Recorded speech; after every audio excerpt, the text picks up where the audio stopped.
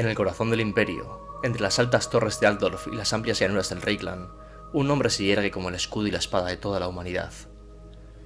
Su estandarte ondea sobre ejércitos incontables, su voz inspira a soldados y nobles por igual, y su voluntad de hierro ha salvado a la civilización de la aniquilación más veces de las que se pueden contar. Él es Karl Franz, emperador del Sacro Imperio de Sigmar, y hoy, en las crónicas de la Torre Blanca, exploraremos su historia, su legado y el peso del destino que lleva sobre sus hombros. Y es que Karl Franz no es solo un monarca, es un líder forjado en la guerra, un estratega sin igual y el elegido por Sigmar para guiar al imperio en sus horas más oscuras. Desde las intrigas políticas de la corte imperial hasta los campos de batalla donde lucha contra las hordas del caos, los orcos y los traidores que amenazan su reino, su historia es la de un gobernante que debe equilibrar la diplomacia con la guerra, la fe con la razón y la traición con la necesidad de un futuro mejor. En las crónicas de la Torre Blanca os invitamos a cabalgar junto a él en la legendaria espalda de Garra de Muerte, a marchar con los grandes ejércitos del imperio y a descubrir por qué Karl Franz es más que un emperador, el símbolo de la resistencia humana en un mundo al borde de la destrucción. Afilad vuestras espadas, preparad vuestras armas y uníos a nosotros en este viaje a través de la historia de uno de los más grandes héroes de Warhammer Fantasy. Esto es las Crónicas de la Torre Blanca y hoy hablaremos de Karl Franz, el elegido de Sigmar.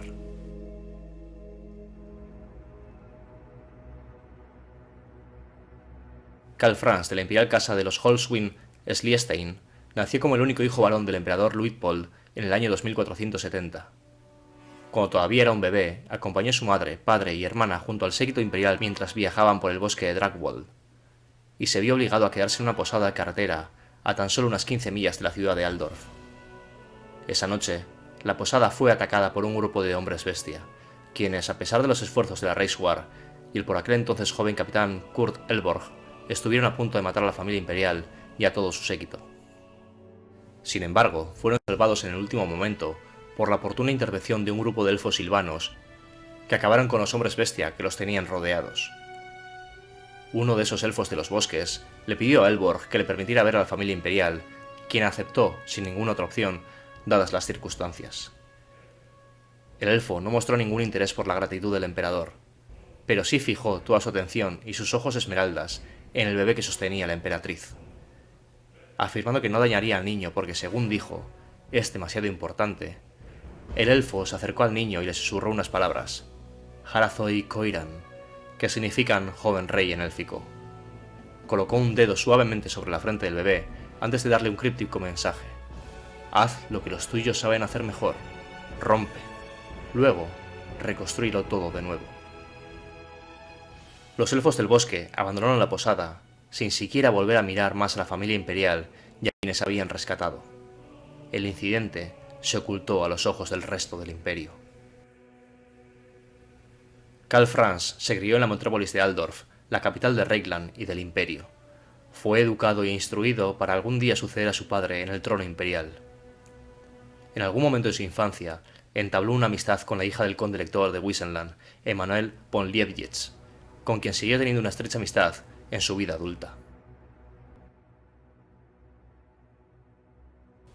Durante su juventud, si bien fue preparado para algún día seguir los pasos de su padre, lo cierto es que se ganó una reputación algo libertina al frecuentar las tabernas y las casas de juego de la ciudad. Además, mostraba un gran desdén hacia el culto de Sigmar y no tenía el favor ni la simpatía del clero. Sin embargo, su comportamiento cambió radicalmente después de su matrimonio y el nacimiento de su primer hijo, Luitpold, llamado así en honor a su abuelo. Fue entrenado para luchar por el paladín del emperador en persona, Ludwig Schwarzhelm, pero su habilidad marcial todavía se consideraba no probada cuando tenía 32 años, a la muerte de su padre.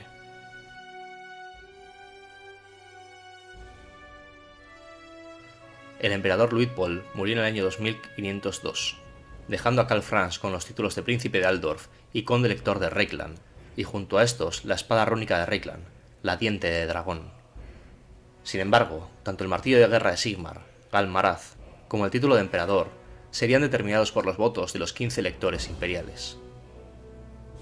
Solo una semana después del funeral de su padre, todos los electores se habían reunido en Altdorf para elegir quién de entre los condes electores gobernaría el imperio.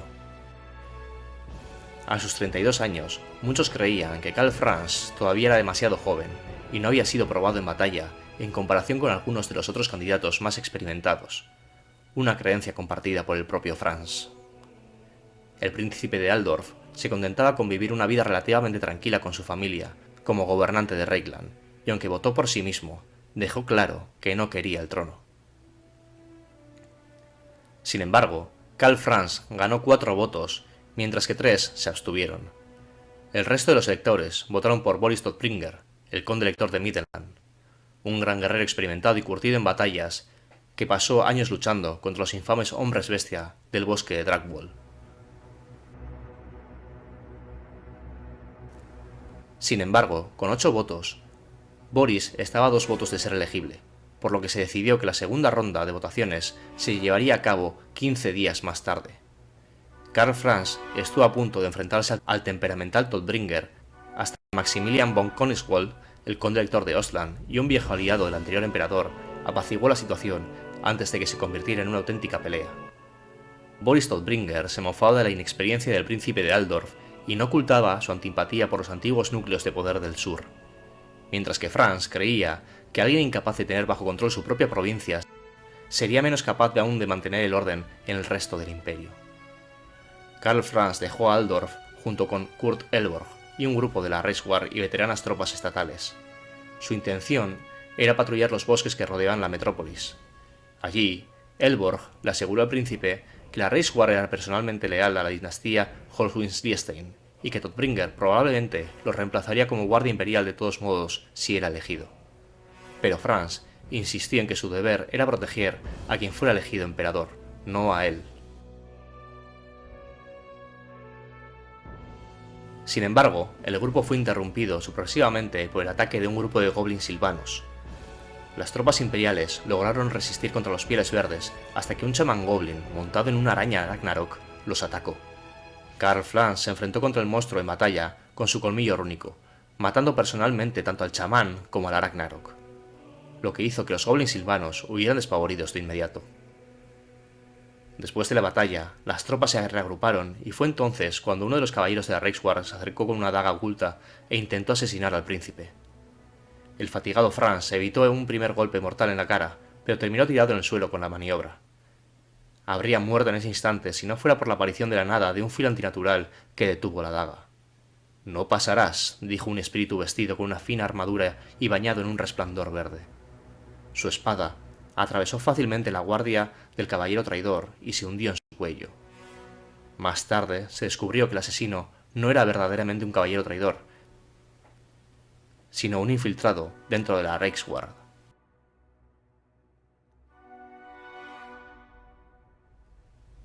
El caballero fantasmal se volvió hacia el príncipe tendido en el suelo y le ofreció una mano para levantarlo.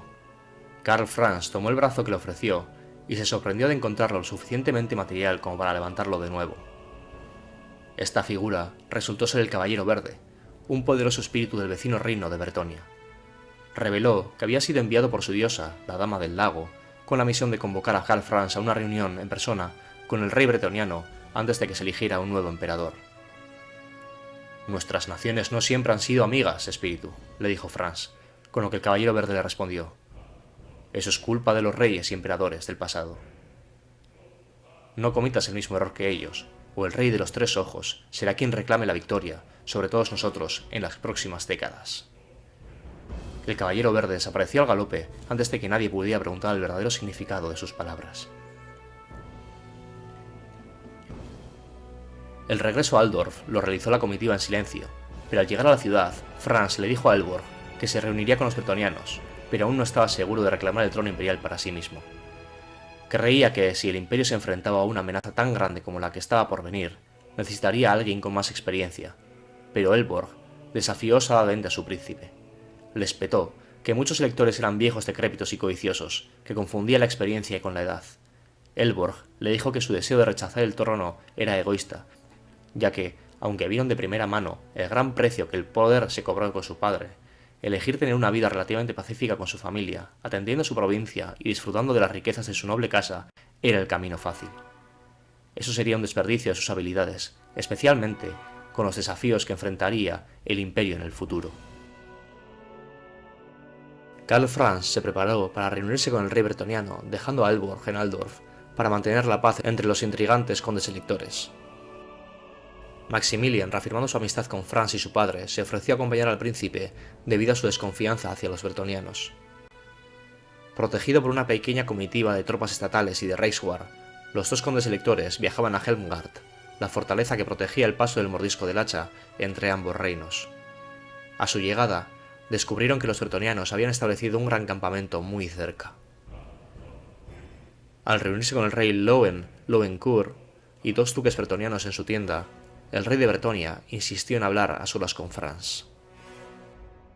En un principio se había mantenido arrogante frente a sus súbditos, pero al quedarse a solas relajó su comportamiento.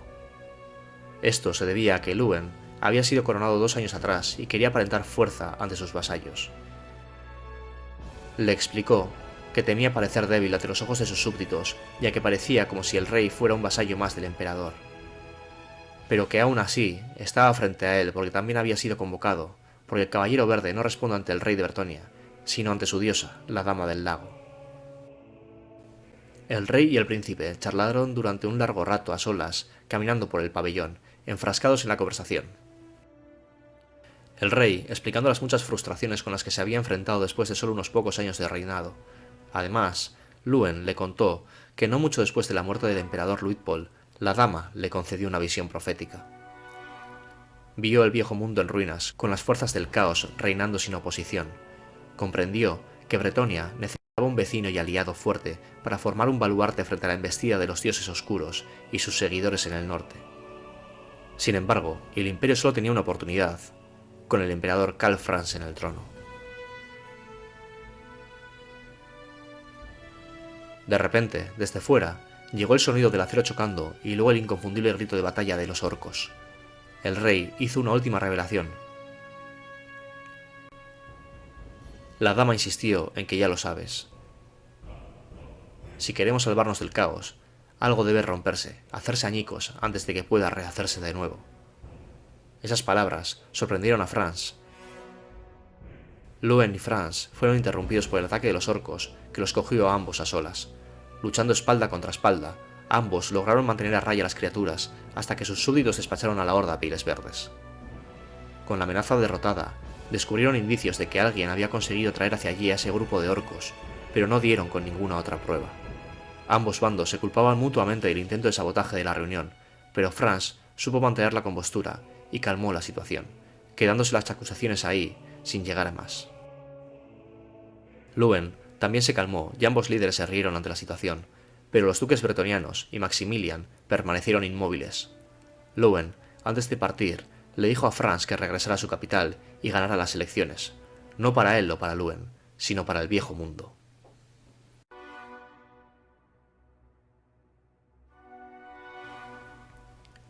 Convencidos por las palabras del rey bretoniano, Franz y Maximilian viajaron de regreso a la capital con la intención de convencer a los partidarios de Todbringer de que votaran por el príncipe de Altdorf. Con solo 4 días para la segunda ronda de votaciones, Franz fue al gran templo de Sigmar para hablar con el gran teogonista Volmar el Sombrío por sus votos y los de sus 2 archilectores. En teoría, sus votos eran independientes entre sí, pero en la práctica siempre actuaban como un bloque de 3 que votaban en beneficio del culto de Sigmar. Habían respaldado tanto al padre como al abuelo de Franz en sus elecciones, al igual que el Ar Ulrich siempre había respaldado al conde elector de Middenland. Volkmar, sin embargo, explicó que dudaba de la piedad de Franz y recordó la reputación de libertinaje que había ganado en su juventud. Él y los archilectores se habían abstenido en la anterior votación, ya que no votarían ni por Franz ni por un ulricano, pero insistió en que estaba dispuesto a escuchar a Karl Franz. Pero cuando trató de contarle sobre la profecía de la Dama del Lago, Volkmar se enfureció, porque Franz escuchaba a una deidad extranjera antes que a Sigmar, por lo que el gran teogonista lo expulsó del templo inmediatamente.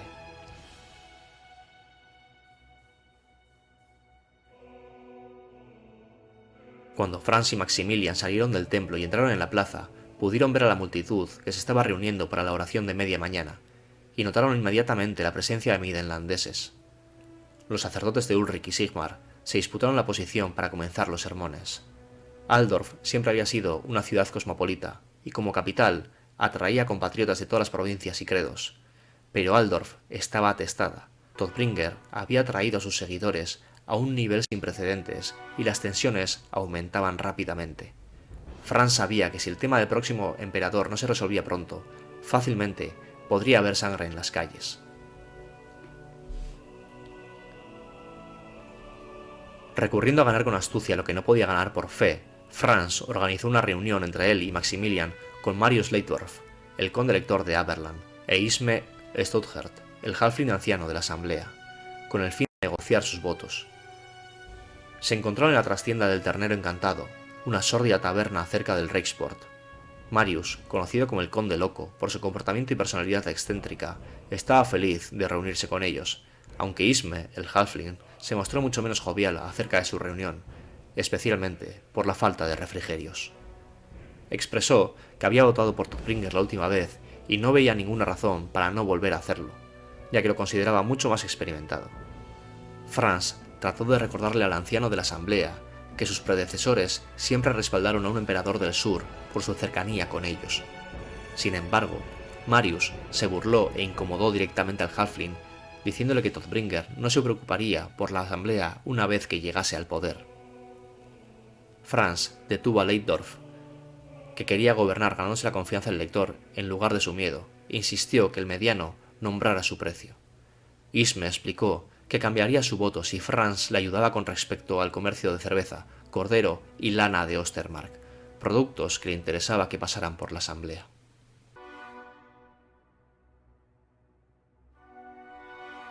Karl Franz tuvo la ocurrencia de poner un impuesto alto a las barcazas en el río Styr y obligar de esta forma a que estos productos se movieran por tierra, al sur, a través de Stirland y hacia la asamblea, tomando barcazas desde allí a lo largo del río Aber hasta Nuln y Altdorf.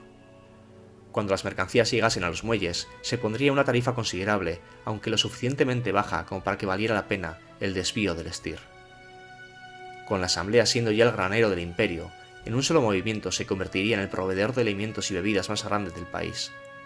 Tal movimiento beneficiaría tanto a Aberland, a Stirland y a la asamblea, mientras que enfadaría al conde elector de Ostermark.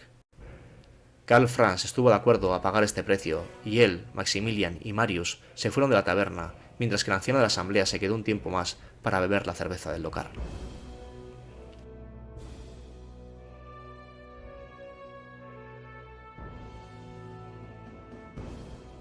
Altdorf era un caos, ya que los partidarios de Boris Todbringer estaban causando disturbios por toda la ciudad, vagando por las calles en grupos descontroladamente y enfrentándose a alborotadores sigmaritas locales.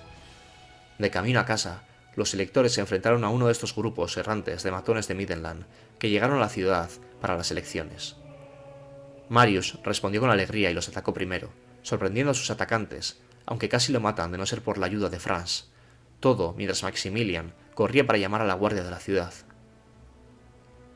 Antes de ir por caminos separados, Franz le preguntó a Marius si había votado por él en la ronda anterior, lo que el aberlandés confirmó, insistiendo que Karl Franz estaba destinado a la grandeza y que incluso un loco podía ver eso.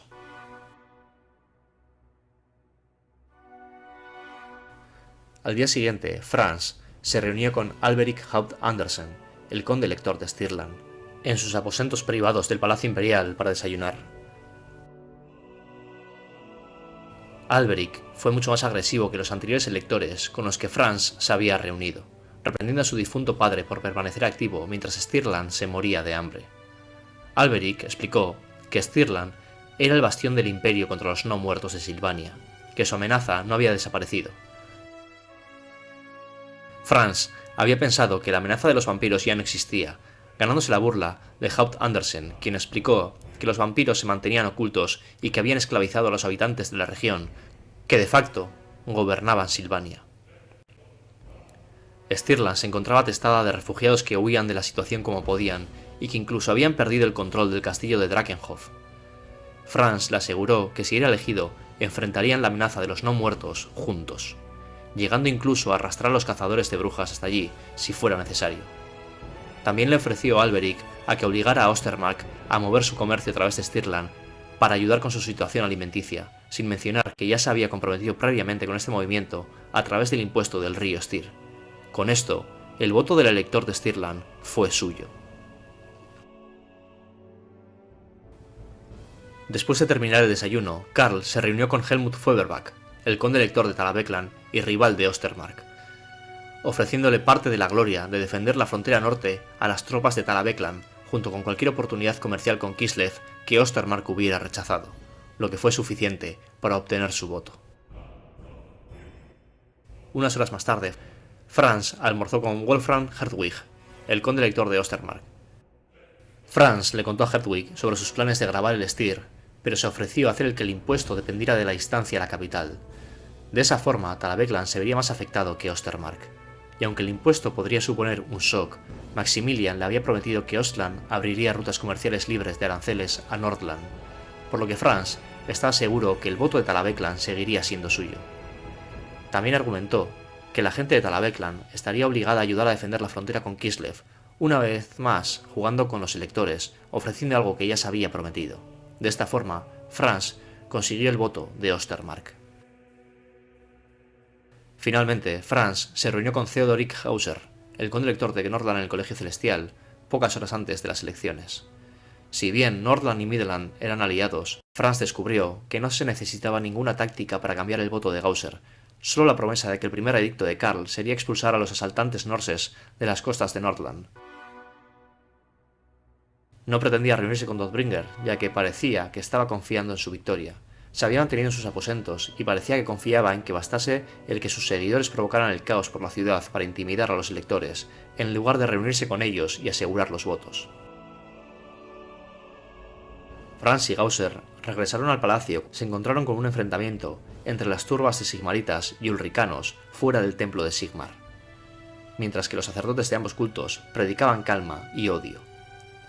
Volkmar estaba de pie en el balcón del templo mirando hacia afuera, impresionado e iracundo, pero silencioso.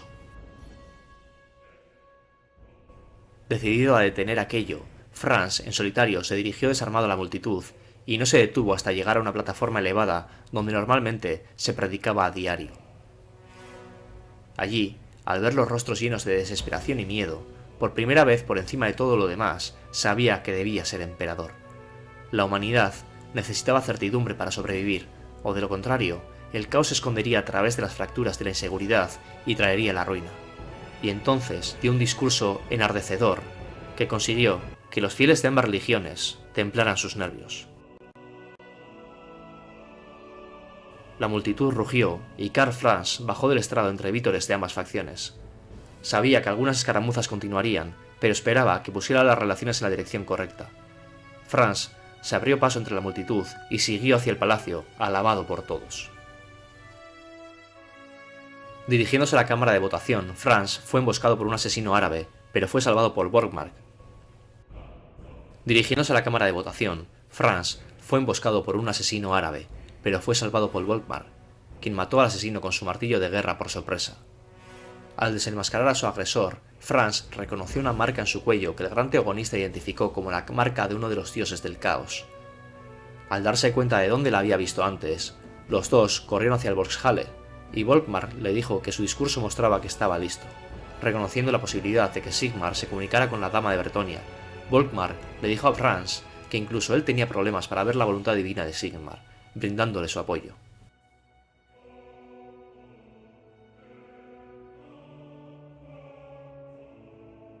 Se celebró la elección.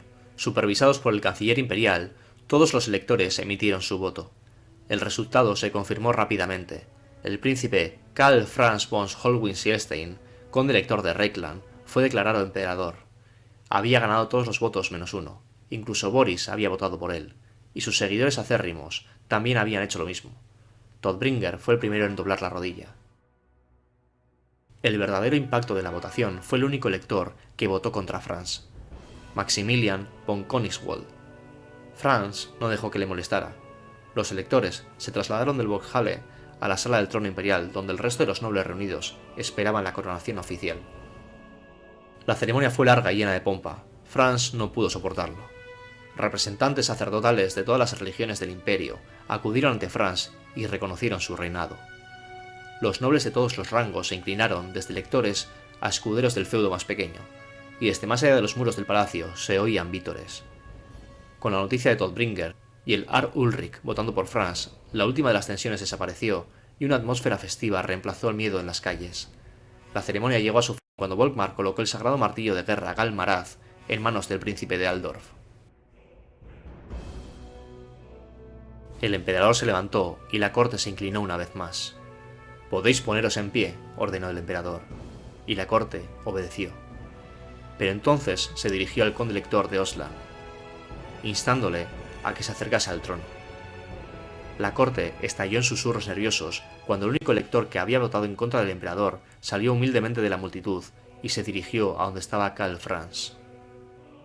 Mientras el conde elector de Osla se inclinaba ante el poder del emperador, Gal-Maraz fue levantado y balanceado. El martillo de guerra cayó en un arco mortal y Maximilian se desplomó muerto. La corte se convirtió en un alboroto. Algunos llamaron traidor al emperador. Todbringer parecía nervioso. La condesa Emanuel ocultó su reacción detrás de un abanico, mientras que algunas otras damas de la corte parecía que se desmayaban. Algunos nobles gritaron ante lo que parecía un asesinato de un rival político. Solo Volkmar y los archilectores que lo flanqueaban parecían imperturbables.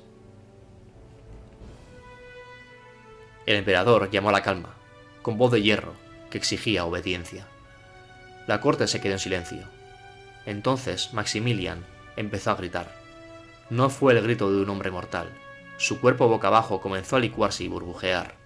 Primero, los dedos del elector se enrollaron en sentido contrario, y bocas con dientes de aguja y lenguas lascivas e inquisitivas brotaron de la masa burbujeante.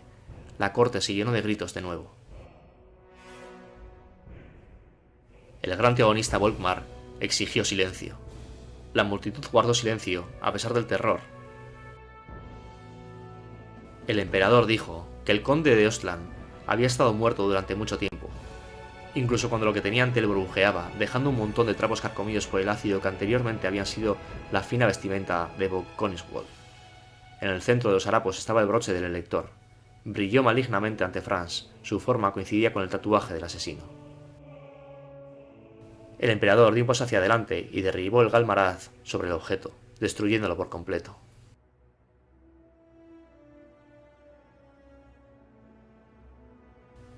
Poco después, el emperador Karl Franz le dio el título de conde elector de Oslan a Valmir von Raukow, cuya familia había sido leal durante mucho tiempo a su dinastía, antes de abandonar el salón del trono.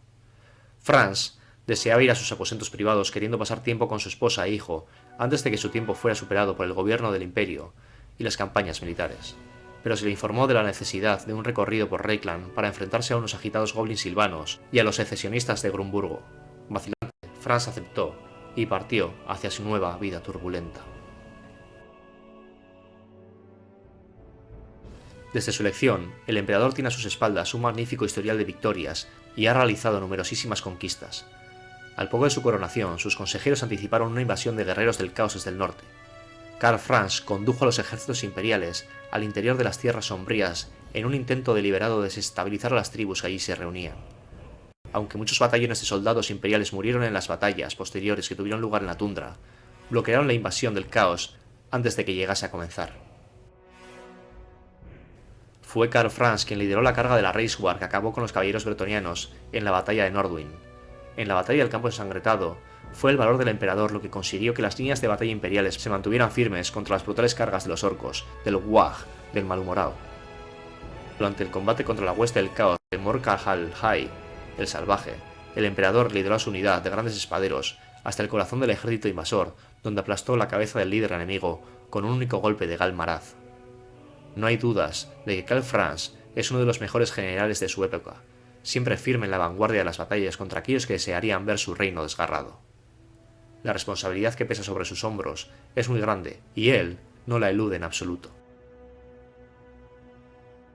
Durante la batalla del fiordo de Nordland, cuando una vasta flota de navíos lobos de los norses invadió el imperio por el mar de las Garras, pareció que Karl Franz abandonaba a los ejércitos de Nordland a las depredaciones de los invasores adoradores del caos, que entraban por las aguas poco profundas hasta tierra firme. Unas pocas horas más tarde, regresó, tras rescatar a la zarina Catarín de Kislev de la hueste de bárbaros que había emboscado su carruaje real a unas cuantas leguas de distancia. Montada detrás de Karl Franz en la silla de su grifo de guerra, La Reina de Hielo tejía un gran encantamiento que congeló toda la bahía, evitando que llegasen más invasores y permitiendo que el Imperio se enfrentase a las partidas de guerra norses, una a una. Cuando el castillo Borhaus fue asediado por las masivas tribus de goblins que infestaban los bosques, la guarnición imperial que estaba allí se carcajeó de los tristes intentos por parte de los Pieles Verdes de abrir una brecha en sus muros. Su risa se acalló cuando 6 arañas gigantescas salieron del bosque, renqueantes máquinas de guerra con un montón de caudillos goblins encaramados a sus lomos. Las arañas gigantes atraparon a las veteranas tropas que fueron enviadas para interceptarlas con enormes pedazos de telaraña y treparon por los elevados muros del castillo con facilidad. Justo cuando todo parecía perdido, Karl Franz descendió en picado desde el cielo, montado en garra de muerte, y por tierra una escolta de caballeros montados en semigrifos. Estas aves descomunales hicieron pedazos a las monstruosidades arácnidas con picos y garras, y las tribus goblin no tardaron en huir. Cuando los elfos de Ulthuan llevaron noticias de una flota de elfos oscuros que se dirigía a la costa de Nordland, Karl Franz estaba preparado para recibirlos en las playas, y con la ayuda de sus aliados altos elfos en la batalla de Redforg, las tropas del Imperio lucharon con tanta ferocidad que ni un solo elfo oscuro logró llegar a tierra firme. Karl Franz también se ha consagrado como un inigualable hombre de estado. Cuando una frenética horda de minotauros entró por los tramos occidentales de Wissenland, arrasándolo todo a su paso en dirección al reino silvano de Azel-Loren, los elfos silvanos desviaron el curso del río Weiss para que los monstruos sedientos de sangre se vieran obligados a regresar al Imperio. Karl Franz entró en los bosques encantados para tratar con la corte de los elfos silvanos, y tal fue la pasión y la convicción de su discurso que el propio rey de los bosques aceptó luchar al lado de Karl Franz contra la tribu incursora. Juntos, los dos ejércitos ganaron una oportuna victoria contra las bestias. Karl Franz incluso logró aprovechar la locura del conde Marius Leitdorf, tristemente famoso por declarar la guerra a los bosques, enjambre de abejas y hombres pez medio imaginarios. Bajo las indicaciones de Karl Franz, Leitdorf demostró ser un guerrero valiente, aunque impredecible, antes de encontrar la muerte en las garras de un corpulento caudillo orco. Karl Franz vengó al conde con un golpe de Galmaraz, asegurando más tarde que él no era más que un recipiente de la ira de Sigmar.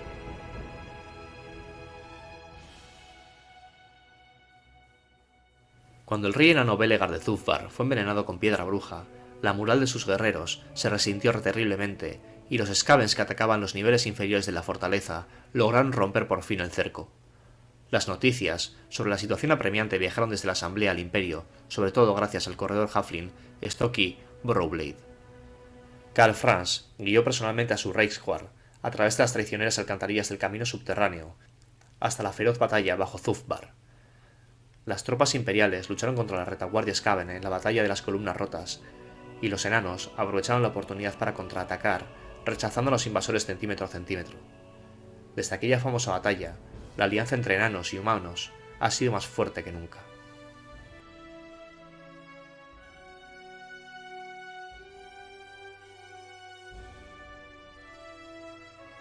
En todas estas batallas, Karl Franz lucha portando unos objetos mágicos que hacen que destaque como guerrero singular. La primera de ellas es la armadura de Karl Franz, que fue forjada por el herrero enano Dalbrand Fellhammer. Las piezas de esta armadura fueron originalmente usadas por Magnus el Piadoso en la batalla de Kislev. La armadura está hecha de Gromrin negro y ricamente decorada, adornada con runas y símbolos mágicos.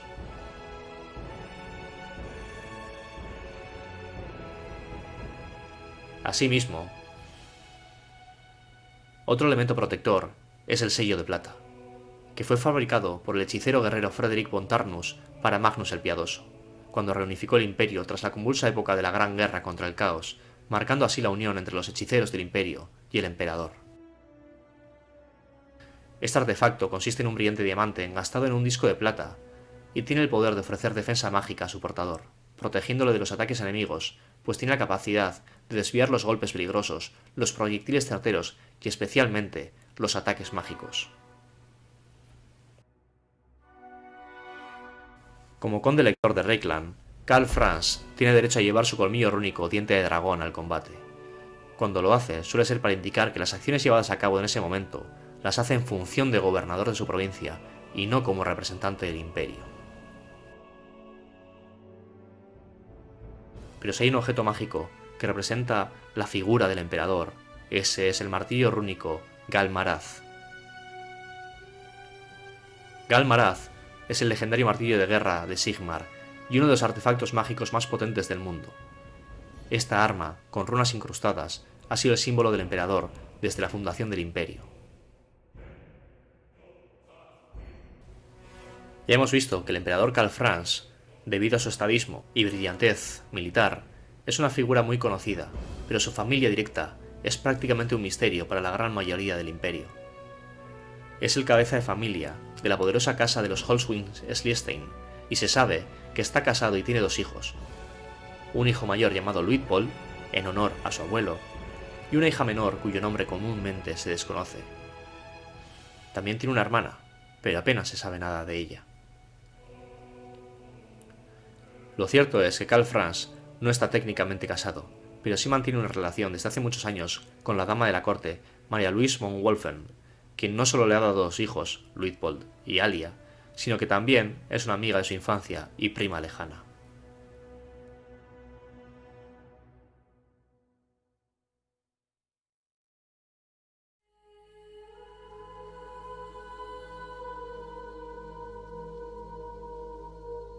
Y hasta aquí llegaría la crónica de Karl Franz, el emperador del imperio de Sigmar, y posiblemente el único baluarte que le queda a la humanidad contra las fuerzas del caos.